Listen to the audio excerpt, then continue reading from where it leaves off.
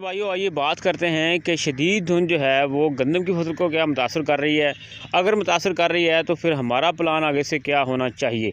तो आइए तफसीली बात करते हैं। याद रखें कि इस वक्त जो है पंजाब के बेशतर हिस्सों के अंदर जो है वो पिछले 7 से 8 दिन के अंदर जो है वो मुसलसल जो है वो धुंध पड़ रही है, धुंध के बादल बने हुए हैं। तो जिससे एक नतीजा अखज़ होता है कि सूर्य की रोशनी जो है वो ज़मीन पर नहीं आ रही, फसल को नहीं मिल रही, तो जिससे क्लोरोफिल का अमल जो है मुतासर है। तो इससे नशोनुमा जो है वो बेहतर नहीं हो रही। ये नशोनुमा हो रही है लेकिन जैसी होनी चाहिए धूप में वैसे नहीं हो रही है। एक बात होगी। अब हमारा आगे से 3 ऑप्शन है। हमने जड़ी बूटी स्प्रे अभी तक नहीं की, ये मसला है। दूसरा ये है कि हमने खाद डालनी है या नहीं डालनी है धुंध के दिनों में। तीसरा ऑप्शन ये है कि हमने पानी लगाना है या नहीं लगाना है। तो काश्तकार भाइयों, याद रखें कि सबसे पहले तो आपने पहले माह में, यानी आपके गंदम की काश के 1 माह बाद कोशिश करनी होती है कि आपने जड़ी बूटी स्प्रे जो है वो करनी होती है। तो वो जो स्प्रे होती है आपने दोपहर के वक्त धूप निकलने पर करनी होती है। तो अगर धूप नहीं निकल रही तो अब आप क्या करें, तो कोशिश करें कि जब धुंध थोड़ी सी कम होती है, औस कम होती है, नमी उतरती है, तो उस वक्त आप स्प्रे कर सकते हैं। लेकिन याद रखें कि कोई भी जड़ी बूटी स्प्रे जो है वो अपना स्ट्रेस भी रखती है फसल के ऊपर। तो लिहाजा अब उस जड़ी बूटी स्प्रे ने जो है वो आहिस्ता आहिस्ता अमल करना है। ये नहीं है कि फ़ौरी तौर पर वो जितना उसने धूप में असर दिखाना है वैसे उसने धुंध में असर नहीं दिखाना है।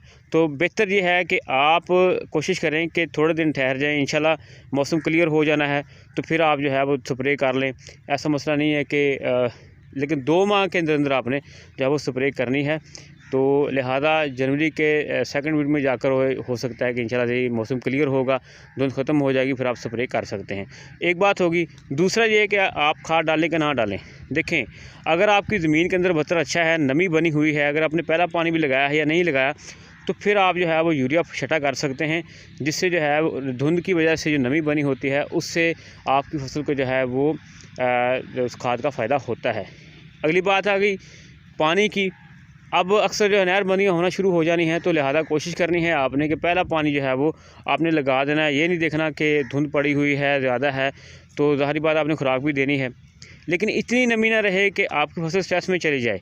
लिहाजा आपने कोशिश करनी है कि आपने पानी, अगर आपको दस्तयाब है तो पानी आप लगा सकते हैं। पहला पानी लगाना है तो पहला पानी लगाएं, दूसरा लगाना है दूसरा लगाएं।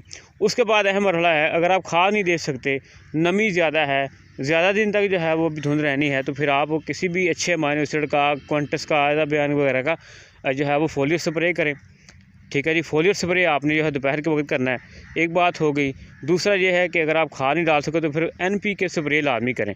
ये चंद गुजारिशात आपके लिए हैं ताकि आपकी फसल धुंध के अंदर जो है वो स्ट्रेस के अंदर चली गई है सर्दी की वजह से, वो भी कंट्रोल रहे।